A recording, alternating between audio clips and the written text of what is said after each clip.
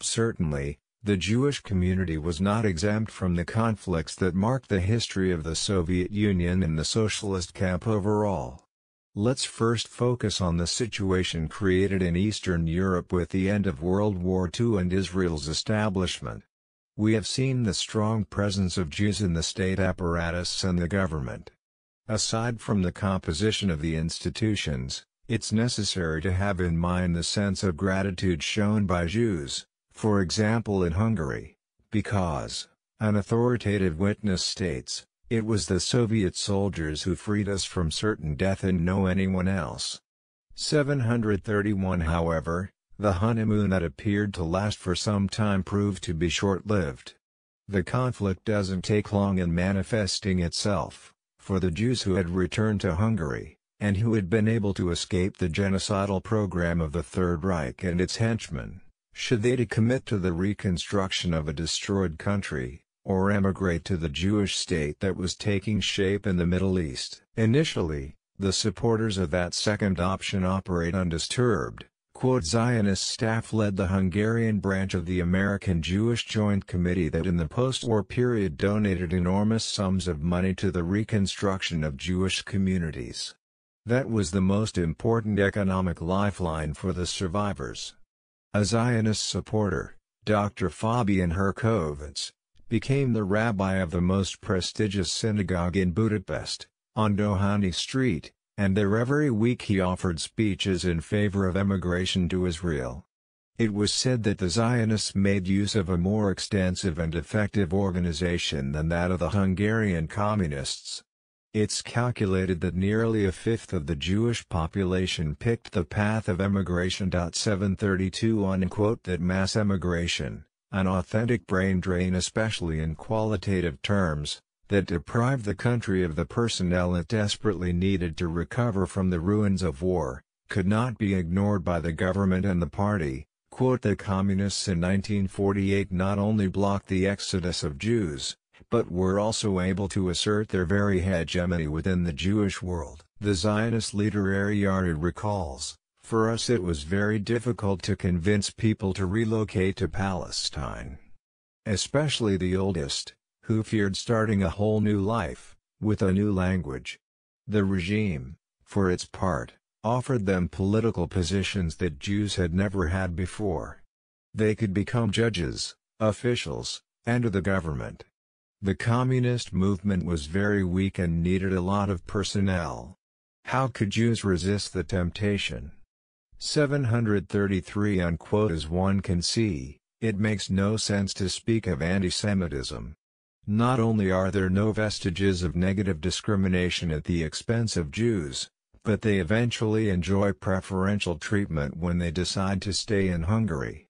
It must be added that, before it pits the Jewish community and the communist community against one another, the battle that's being discussed divides the Jewish community itself. Defeated by the Jews who decided to integrate themselves in the country in which they are citizens, the Zionists, despite all their efforts, are unable to plant among Jews the idea of ethnic separation. When at the end of the 1940s the Zionist movement is declared illegal, the overwhelming majority of Jews showed they had in no way internalized the discourse around Jewish national identity.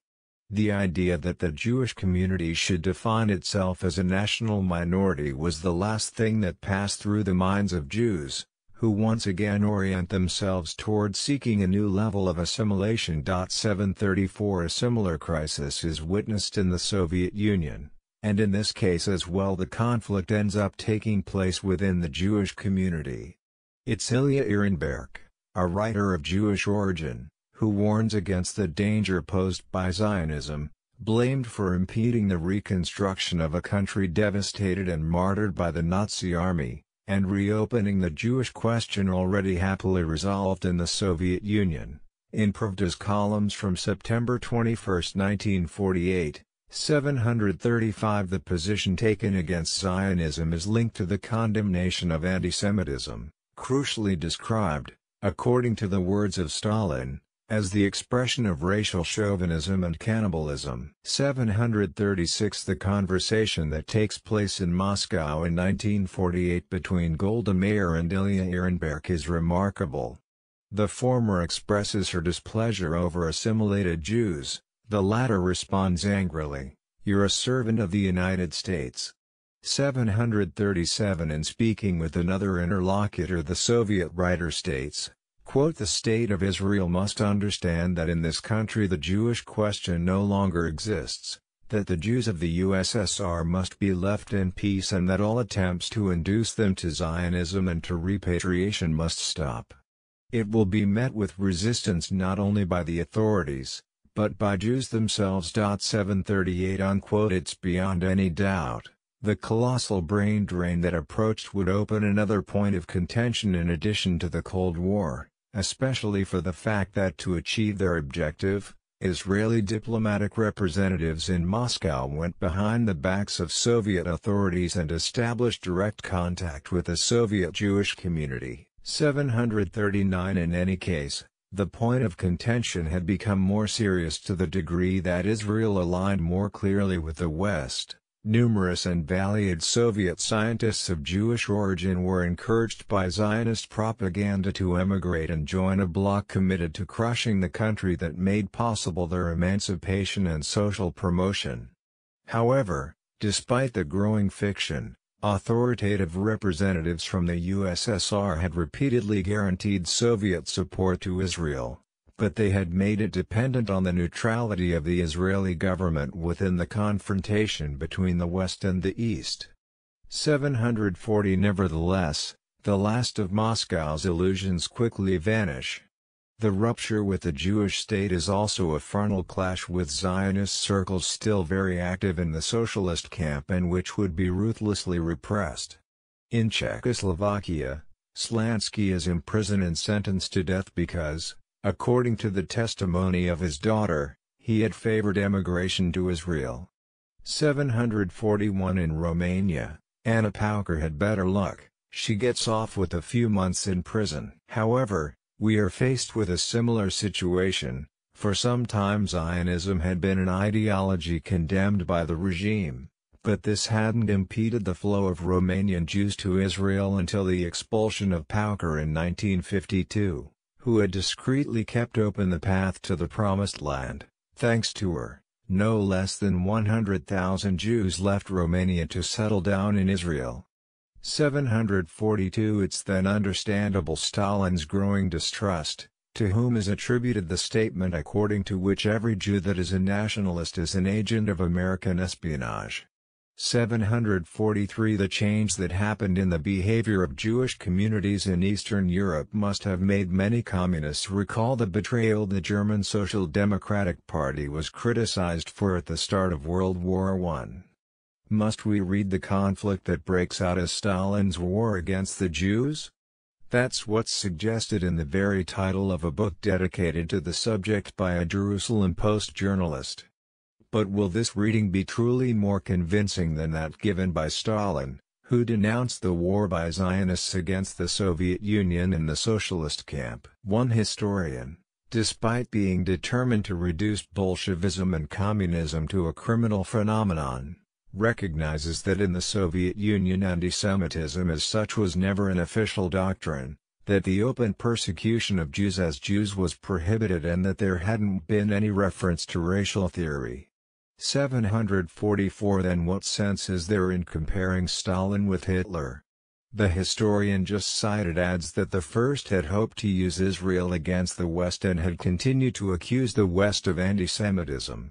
745 But it doesn't appear that the Nazi leader classified his enemies as anti-Semites.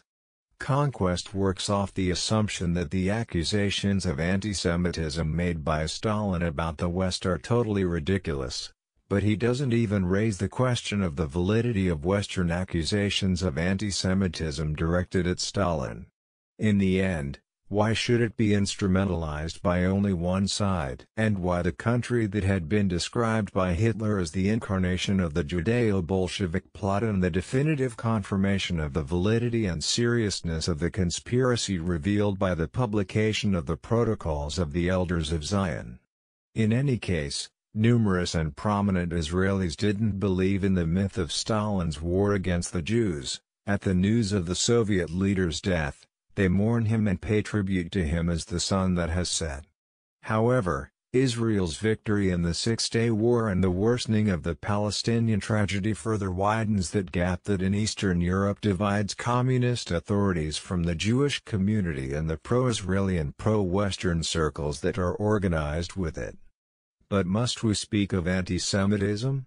Trusting in the account by two historians of Jewish origin previously cited, we see what happens in Prague in 1967. The sympathy of Czech students for Israel has a very trivial motivation, the antipathy they nurture toward the thousands of Arab students enrolled there in university. Something similar happens in Warsaw. Suddenly people remembered that many Jews that lived in Palestine had come from Poland. A taxi driver exclaims, "Our brave Polish Jews are teaching a lesson to those fucking Russian Arabs." 746 In the clash that takes place with communist authorities, aligned with the Arab countries, who shows signs of racism? Are we faced with an anti-Jewish racism, or rather an anti-Arab racism?